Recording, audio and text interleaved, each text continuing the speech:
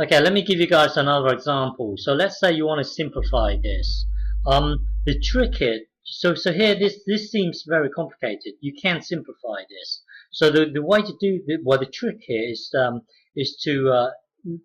look at this bit here, to break this up. So then this will be exactly the same as this, and then later on this will be similar to this, and then you can simplify these two. You can simplify these two.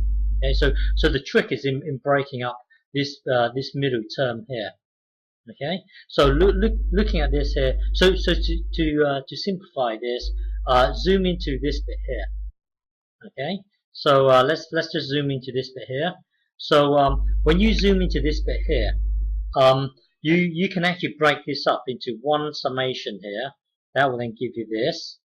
That will then give you this here. Okay, and then this one here will become this. And the reason why you can break this up is because of this. We've done this in the past here. When you're trying to sum up two things here, you can actually break this up into you trying to sum up at the A, and then on a separate occasion sum up the B here, and then add the two summations together. Okay, we've done this before. So by using this here, we can break this up here. So hang on. So let me clear this. So we've done this in the past. So now really break this up into one bit here. Okay, and then this bit here you break it up into here. So don't forget, what we've got here is a minus here, and then imagine this whole thing here as one block. So this whole block here becomes this. Okay, so this whole block here becomes this block here. And bear in mind that the minus is on the outside. The minus is on the outside of the block. Okay, later on you're going to have to do this. But anyway, this thing here, this, remember, minus is on the outside. Okay, so this whole block here is this block here. Okay, so now let's zoom into this bit here. So you can actually take the minus out. So this minus can go on the outside because of this. Visualize this summation as this. Visualize as this. So you've got a minus 1 times a k, and then this is from k equals 80 to 100. Well, the minus 1 is a constant, so you can actually take it out here. Okay, so that minus 1 can go out here, and then now you've got this times this, and then this times this here. So this will become this whole thing here will become a negative. Because you've got a negative and a negative here, then it will become a positive. Okay, so look at this here.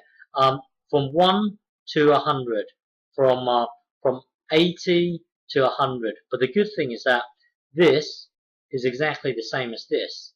Okay, so what you've got here is exactly the same, exactly the same.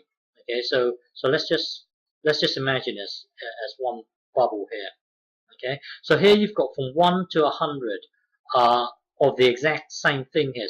So 1 to 100.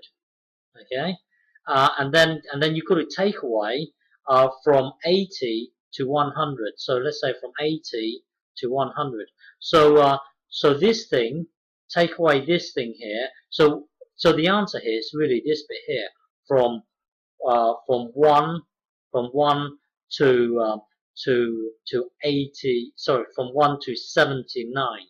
Okay, because hang on, looking at this here, exactly the same. Exactly the same here, but then this thing here is from 1 to 100, so it's from 1 to 100, and then you've got to take away from 80 to 100. Okay, 80. So what's left here is from 1 to 79. So the point here is that this whole thing here becomes this thing here. Okay, because exactly the same, exactly the same. The only thing that you need to try and settle is this thing here. Well, basically, this whole thing here becomes this. Okay, and then over here you've got exactly the same here. But the thing is, you've got from 80 to 100. So hang on, from uh, from from 80 to 100, from 80 to 100, and then you've got to take away from 1 to 100, from 1 to 100. So what you've got here is a negative version of this. So basically, this take away this will give you negative, negative this thing here. Okay. So yeah, think about it. This whole thing here becomes this thing here. Okay. And then now look at this. Exactly the same here. So so you can in a way work backwards to merge the two. Before we had something like this, plus b and bk here. Before we had this, you can break it up, so it becomes this summation of ak plus summation of bk here. But now we've got this, and we are working backwards to join them up. So basically, because exactly the same, we can join these up, so it becomes this. You see, this whole thing here is your final answer. It's much neater than what we had right at the start. It's much neater than this. Okay, so your final answer, your final answer is this, much neater. Okay.